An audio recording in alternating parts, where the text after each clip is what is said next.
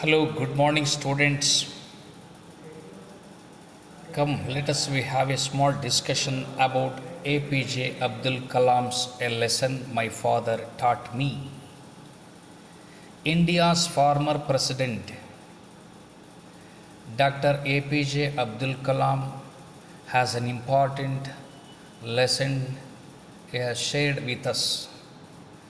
While he was a schoolboy, his father, Janab Awul Pakir Zainullah Buddin, gave him a lesson which was a very interesting and very advisable and suggestive. What was that lesson? It was just after India got independence. At the time, Panchayat board elections took place at Rameshwaram. His father was elected Panchayat board member. On the same day, he was also elected as the president of Rameshwaram Panchayat board. The island was a very beautiful place with a 30,000 population. At that time, they elected his father as Panchayat board president not because he belonged to a particular religion or a particular caste or spoke a particular language or for his economic status. He was elected only on the basis of his nobility of mind and for being a good human being. He would like to narrate what took place on the day he was elected president of Panchayat board. At that time, in those days, Dr. APJ Abdul Kalam had no sufficient facilities. In those days, he did not have electricity and they used to study under ration kerosene lamps. He was reading the lessons loudly and he heard a knocking at the door.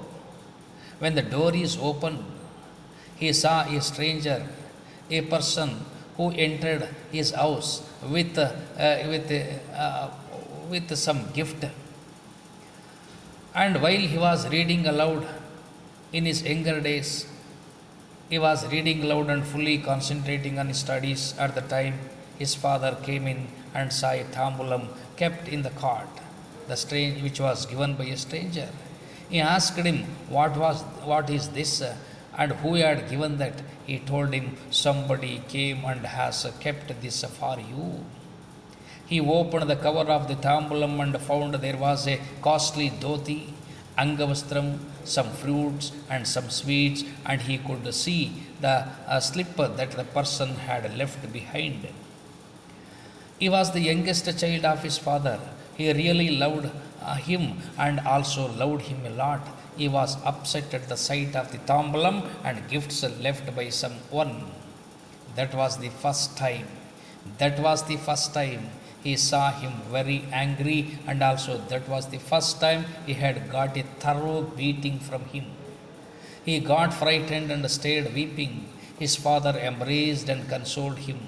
Then his father came and touched his shoulder lovingly with affection and advised him not to receive any kind of gifts without his permission from anybody.